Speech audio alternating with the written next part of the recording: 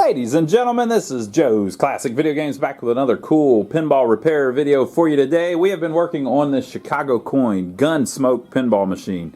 And if you haven't been watching it with us, where have you been? We did one video where we showed the shape that it was in when it came in. We had a customer bring it to us, wants us to get it working again. And then we had another video where we worked on everything in the bottom cabinet. Kind of. We'll get into that in a minute. And then we did another video where we worked on everything in the back cabinet, and we have cleaned every switch in the thing. I was going to say and adjusted, but we don't adjust every switch. You don't want to do that. But we have cleaned every switch in the thing. We've adjusted the few that looked like they needed it. We cleaned our score reels.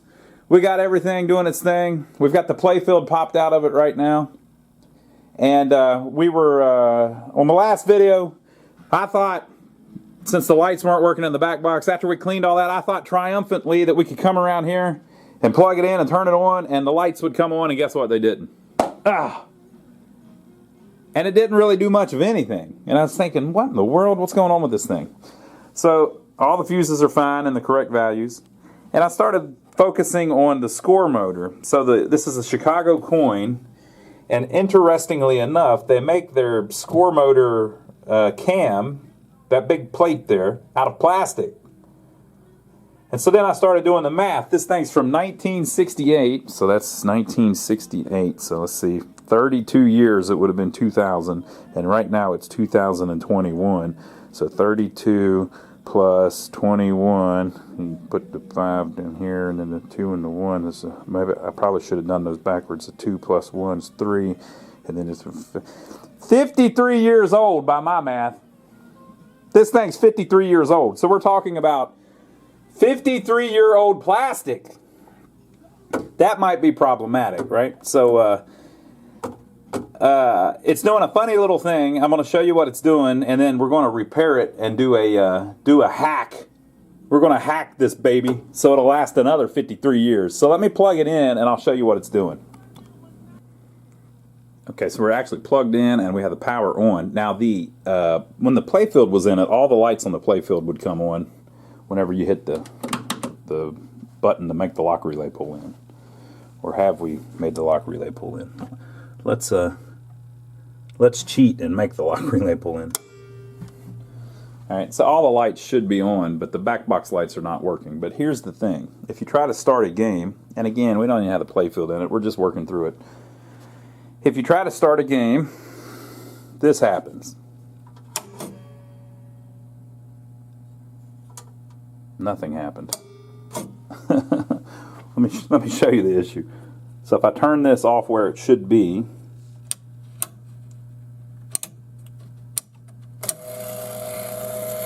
alright, do you hear that? So what's going on is the cam doesn't turn. You're hearing the motor turn, but the cam doesn't turn. This is actually very common in a Chicago coin because the plastic cracks. Wah, wah, wah. So I think what I'll do is I'll just I'll go down to Walmart and I'll buy my 1968 Chicago coin score motor cam off the shelf at Walmart, right? I mean, they have everything, right? Well, I checked. They do not carry 1968 Chicago coin pinball machine parts. Unbelievably. I mean, they need to get with the times. So I left there and I went to I went down the street to Target, and they said they had less stuff than Walmart. So then I went on Amazon and I typed, because Amazon, it's like the world's biggest retailer. So I typed 1968 Chicago coin score motor cam. 0 results. Apparently, you cannot buy parts for a company that went out of business in 1976. Who knew? So we're going to have to fix the old one, which is cool because that's the way to do it cheaply. But from what I understand, this is very common on these Chicago coins. And you know what? Luckily, we don't have to figure it all out ourselves because people before us have figured it out. So we're going to do it in this video and show you what to do on your Chicago coin if you run into this same problem.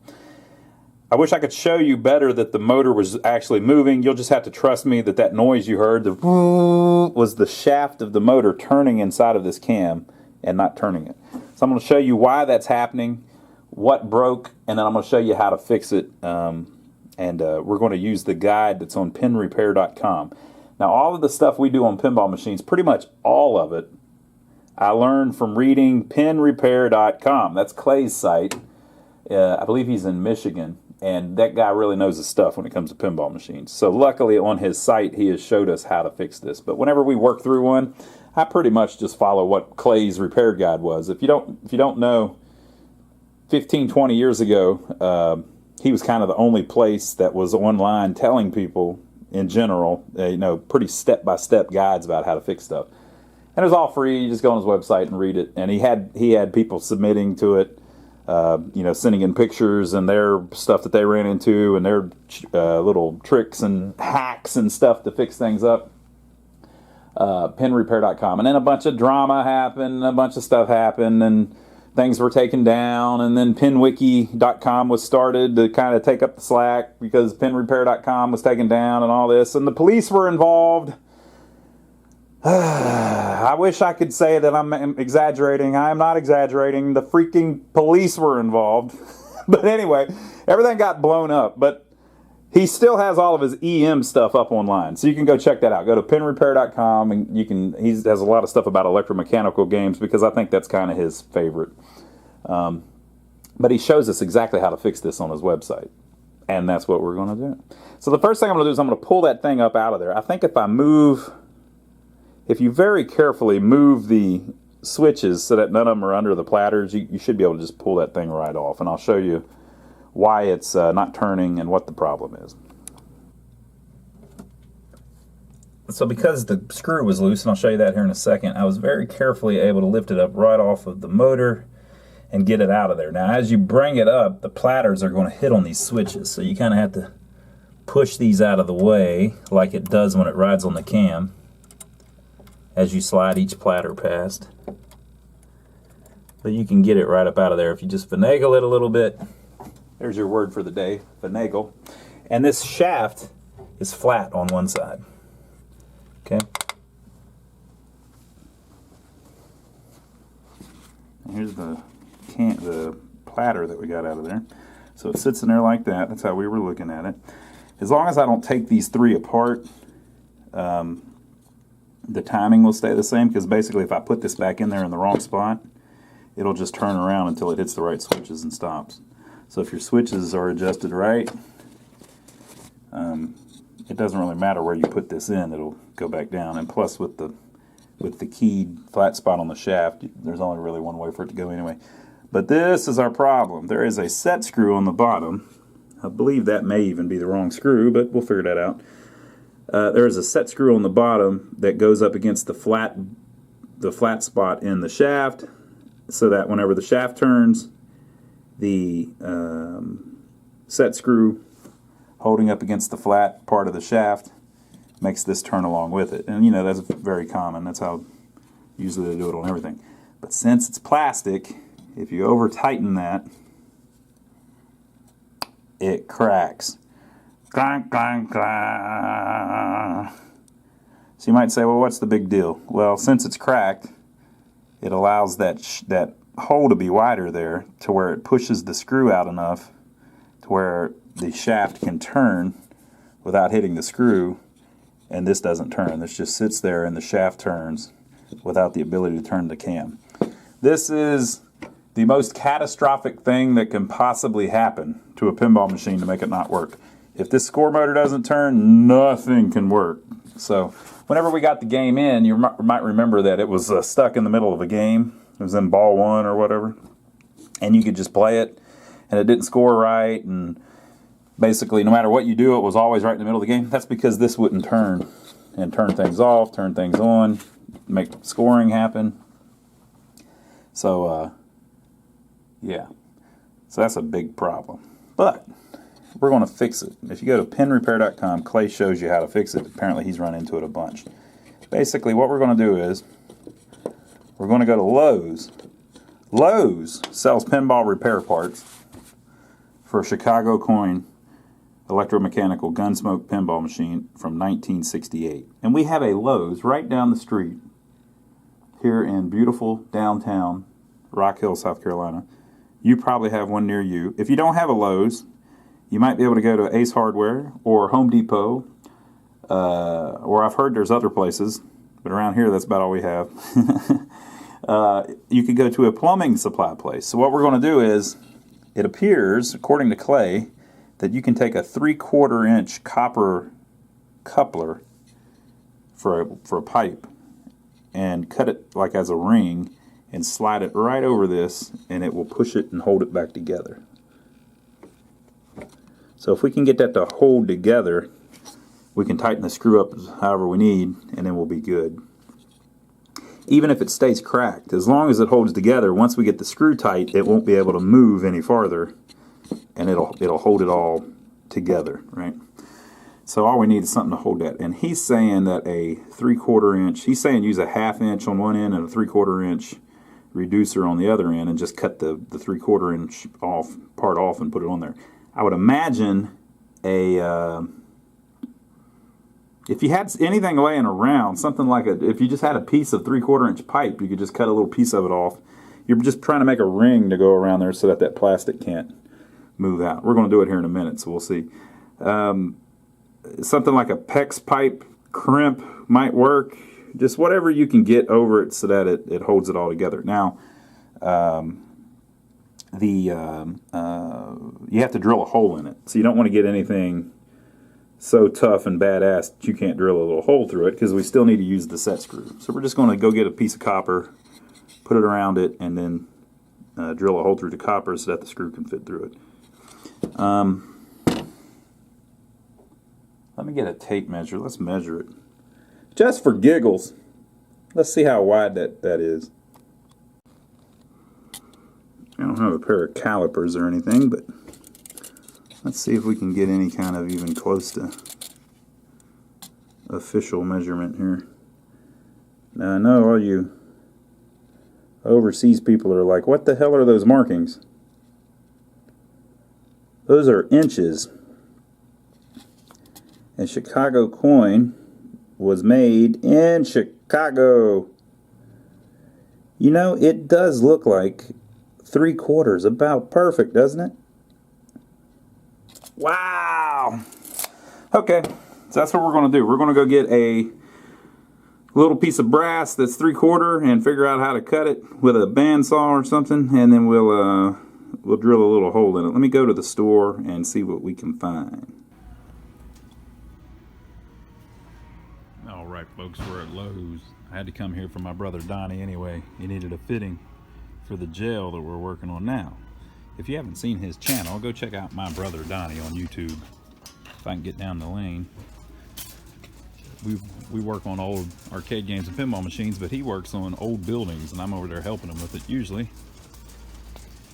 So I called him, he said get him that, but we're going to get a copper fitting. Now Clay was saying on his site to use this, a 3/4 by 1/2 bushing, and the reason he's saying that is because basically you just need this 3/4 side. You saw how we measured it, so you can kind of hold this side while you cut it off, I guess. You could also just use a piece of 3/4 inch pipe, but I think the reason he's telling you to buy this is because it's about the cheapest thing you can get. So a 12-inch piece of pipe is $13, but this bushing's $2.58, and I guess that's $2.68 if you buy one, and $2.14 if you buy a bunch. But I'm just gonna buy a couple of these just in case something screws up. I don't see anything else here that would really be any cheaper or any easier. Well, I guess there's yeah, I think that's about all we can do. Alright, so I'll get a couple of these just in case we mess one up. So this will fix our GUNSMOKE, and this will fix our rawhide. It'll probably be broke too. So here we go, look. It fits, it's got a little bit of wiggle, but the whole thing is, the reason it's spinning now is because you can't put the screw in far enough because the plastic just keeps spreading. But once you get this on there, now the plastic can't spread. So if you tighten up a screw, even if it's a little bit loose, it can only expand so much and it'll get stuck. So this should fix it. So we're going to cut the end off of one, and see if that makes it work. So this is what we ended up with. I think somebody had replaced the screw that was in there with a bigger one, so we found one that's longer so we can get some more out of it. But you can see that the adapter is still loose, but I think it's going to spread the plastic, but it'll stop when it hits it. And then I noticed after we messed with all that, if you look, there's another hole in the one above it that's not threaded though, but you could probably thread that or use a self-tapping screw or something, because it's not broke. So that probably would have done it. On the shaft, it looks like that flat part goes all the way up. So I'm going to try to slide this back on there and tighten it up, and we'll see if we get it to work. Okay, we got it back down in there. We got the little ring tightened up. You have to get it just right height though, because you want this platter to hit the little things that ride it, you know. So you kind of center it. Got it just right. Tightened it up. We're waiting on the schematics so we can figure out what's up with the lights and all that. But if I add a credit,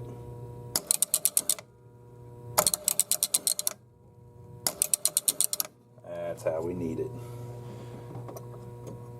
So we're looking good. So I think we fixed that. Boy, that's awesome. So if you run into that problem, that's how you fix it. So we have this Stern rawhide here too. Stern bought Chicago Coin and made a few EM games. I think rawhide was already being designed by Chicago Coin. And so I just felt in there, and it's also got a plastic cam. So we'll take our other one and throw it in there for when we work on it. We may need it. Next thing I want to figure out, we're not getting any lights on the back box when the game comes on, and we should be. So we're going to track that down, and then we'll do the playfield. But I'm looking at the schematics. By the way, if you need any schematics, Pinball Resource, great place to get them.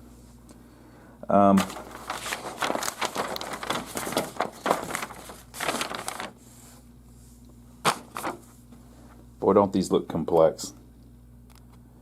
And they look sun bleached. That's better. Okay, so these schematics can tell you what all that wiring does in there. But what we're specifically concerned with is the back box lights right now. Well, we'll use these later to fix the rest of it too. But if you look here in the back, it says score glass lights, score glass display lights, the 2-player light, the coin denomination lights, the first player up lights, the second player up lights, blah, blah, blah. So how do those lights get their power? Well, they have 2 wires that connect to, for instance, the score glass display lights. Wire over here and a wire over here. They say this is called ladder logic.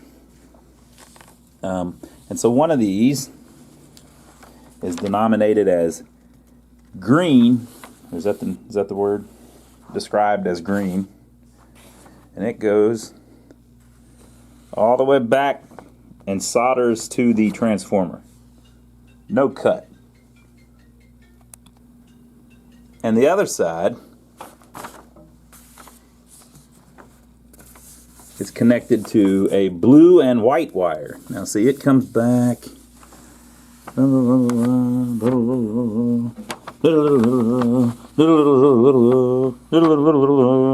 it goes through a fuse, which is connected to another fuse that's sending out the blue wire that goes up and does the lights on the playfield. The lights on the playfield are working. Okay. And then both of those fuses are fed by a line that goes through the lock relay. So once the lock relay comes on, all the lights should come on, except ours don't. Ours don't. So there's got to be a problem with this blue and white wire somewhere. All the fuses are fine, but maybe the power doesn't get through the fuse or something. Or maybe it's the green line. Now that green line, if you look, it also comes over here and it runs all of the. It's basically the one of the legs of all of the coils, and you saw that all of the coils in the back box are working. So this green line should be fine. So it's probably something on this blue and white line as it gets up into the back box. So it could be as simple as the Jones plug that we worked on, remember? So I'm going to track that down. We'll start here at the fuse panel where the lines come off the fuse, and then I'm just going to try to track it, get a good look at what the color of it is, and then track it into the back box. Basically, it's going to go over to here through these connectors, and then down this line, and then up into the back box. So I gotta mess around with it a little bit, but whenever I figure out where the problem is, I'll show you what it was. We got our lights back finally after all these years. It was just a bad connection on the fuse still. The connection was had a lot of not corrosion, but it's just oxidized or whatever. Tarnish, that's the word for it. Had a lot of tarnish on it. So I sprayed some contact cleaner on it, cleaned it up. It's still nice and springy where it holds the fuse good, but it was too dirty down inside of it. So I cleaned the fuse holder up, and it was as simple as that. Okay, so the next thing we need to do is we need to work on the play field. So I'm going to take the play field, pop it back up in the game, and then we're going to slowly work through the bottom side of it. First thing we're going to do is clean up the Jones plugs. But let me pop it up in the machine where we can get going on it. So here are the Jones plugs after we clean them up. You can see, let's get all the tarnish off. This one is broken clean in half, but it doesn't really hurt anything to be broken in half because you push it in the socket, and each one of the pins has a place to go. Now, if you've got one where it's broken right at a pin and now the pin is loose, and you might have to mess with that a little bit. This other one is also broken. This is actually pretty common. Once they break like that, you can fix it, but they don't make a new product to fix it. So you have to get another old used one and go through all the trouble of resoldering the wires and the pins just to get it where it looks a little better when you unplug it. So in other words, it ain't worth the trouble to fix it because it doesn't really change anything. So we're going to put them back in. They go right there. We cleaned the female parts too with a little brush that we had, a bore brush it's called, and we'll plug it back in and turn it back on and see if we get any of these lights on the playfield to work again like they did in the earlier video. Got our playfield lights back. It's coming back alive.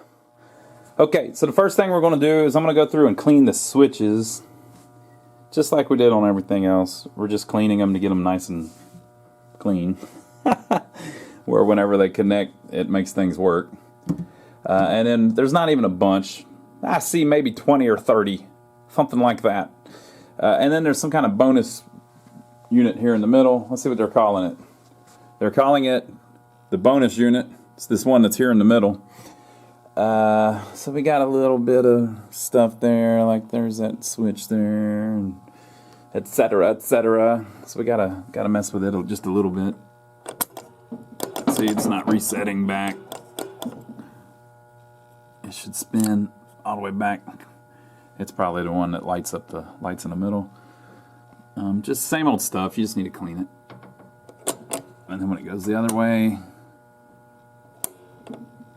it's not stepping up very cleanly.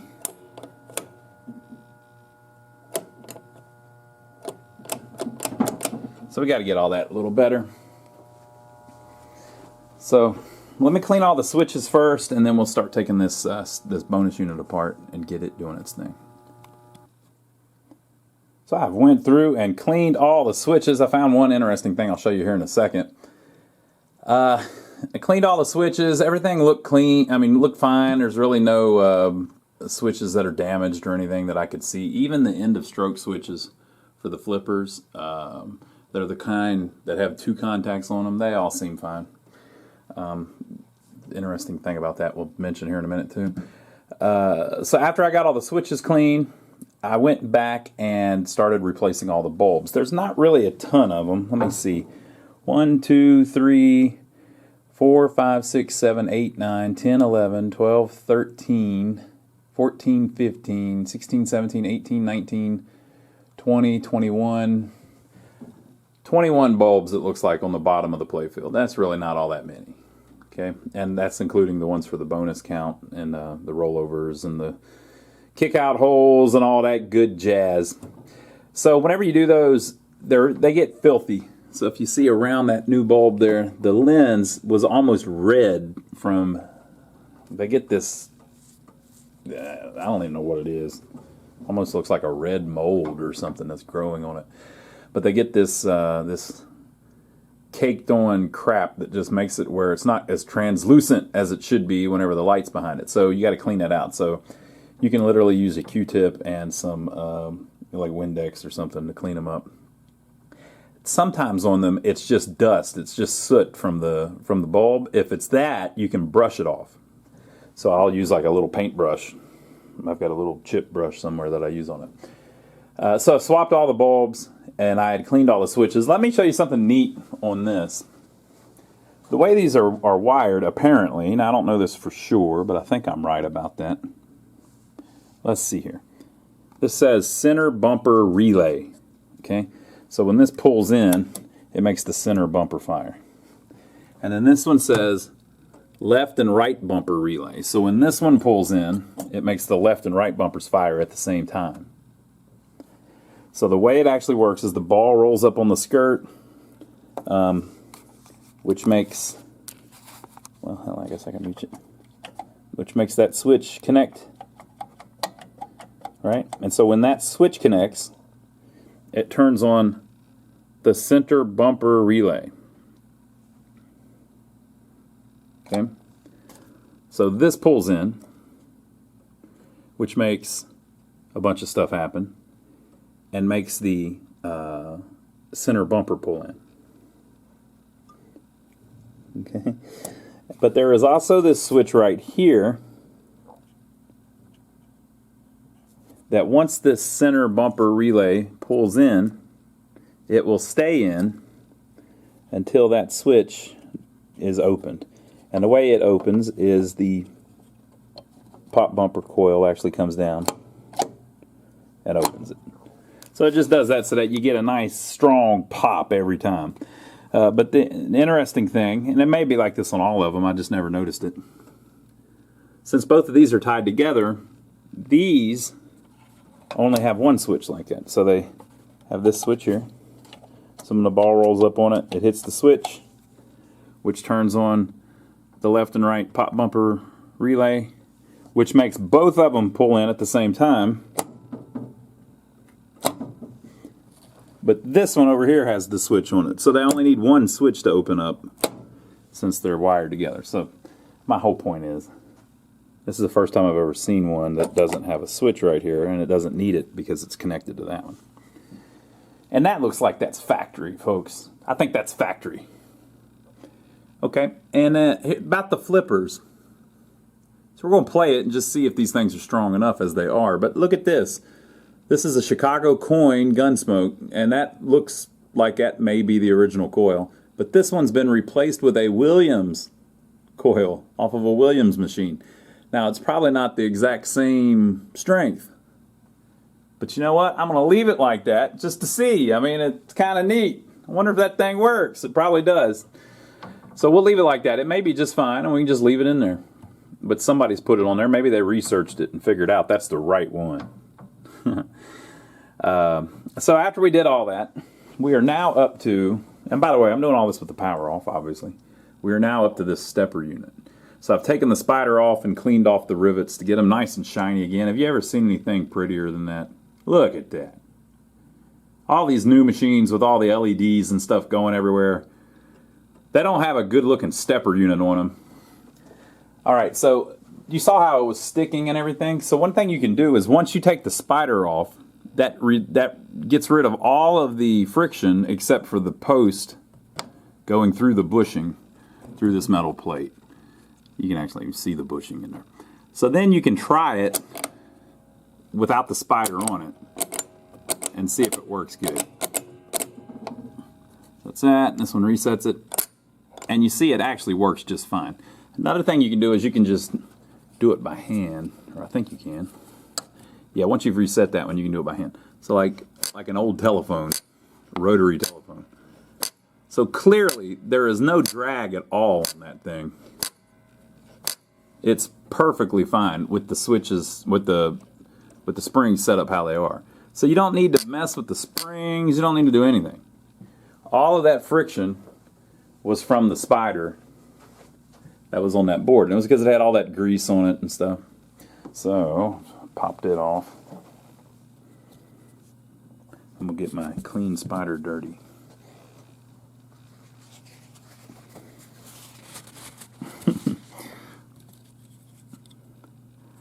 So, clean up the contact points on it and we'll put it back on there.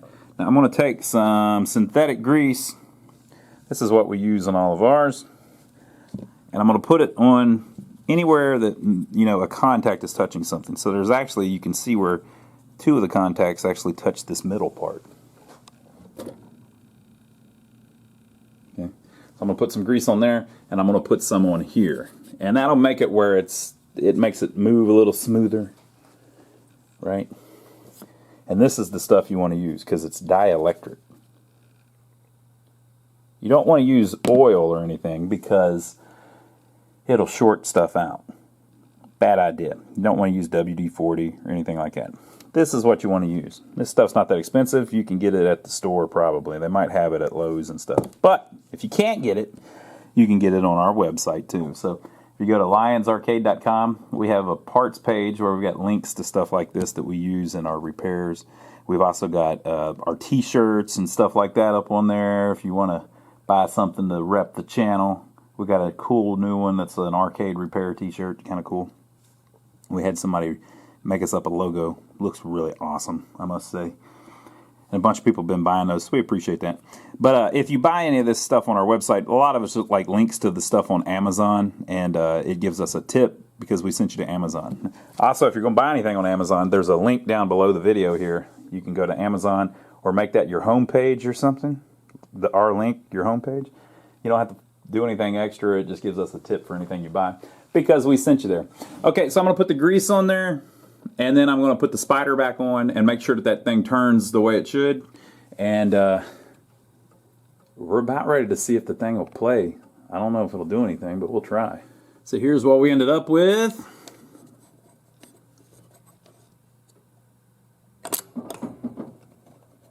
Home position, 2, 3, 4, 5.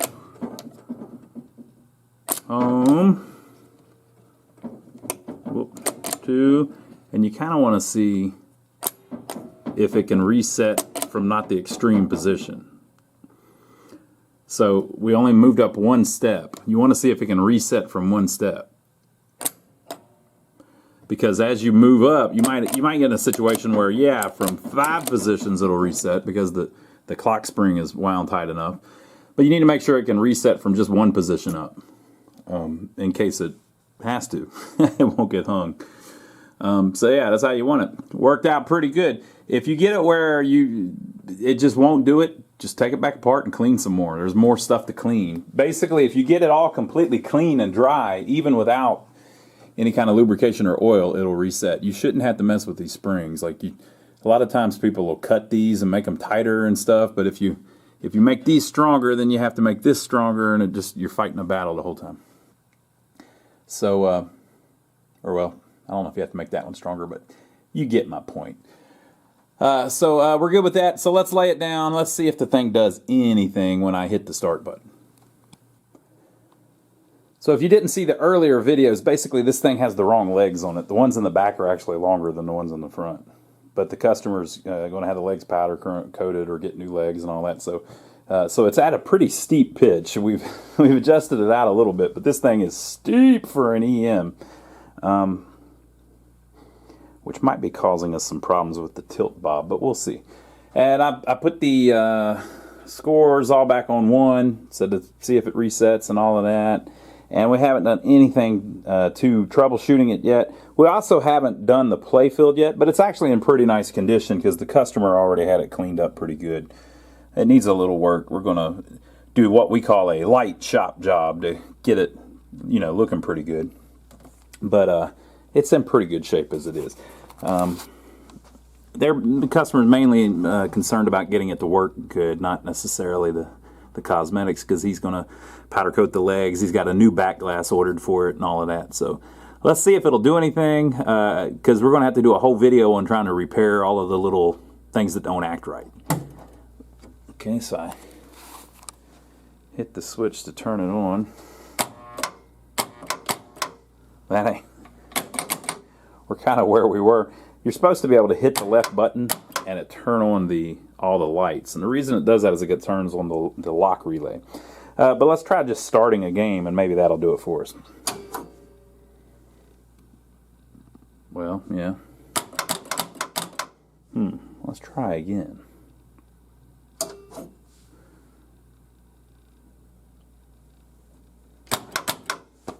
It has a ball in it. Well, we've got the lights working at least, but nothing resetting. Oh, I wonder if it's because it, well,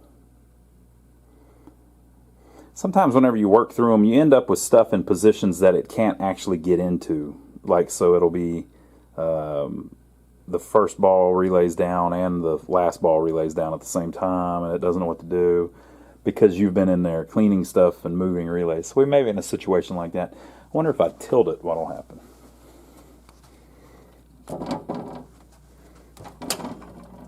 All right, we're tilted. That didn't seem to change anything. Now let's see if we can start again. There we go.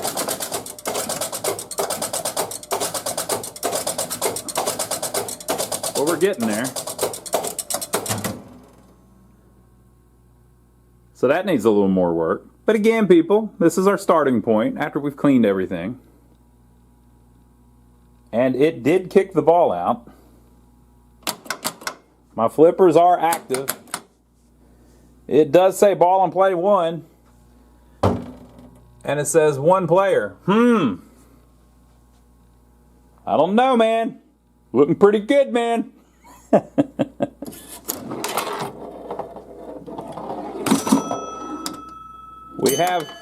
We have scoring. I've got 102 points. And we're at the second ball in play.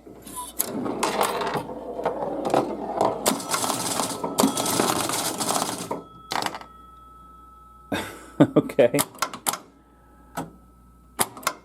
We're in our collect bonus score hole, but it doesn't seem to be doing it. So that's not quite right. Advanced bonus score. We got our ball saver to pop up. By the way, just so you know, GUNSMOKE was the first American pinball to have the pop-up post in the middle. And then our famous GUNSMOKE score. It's not working either. Well, it's limping along, people, but it's not doing great. You saw how the rubbers aren't really how they're supposed to be either. Like that.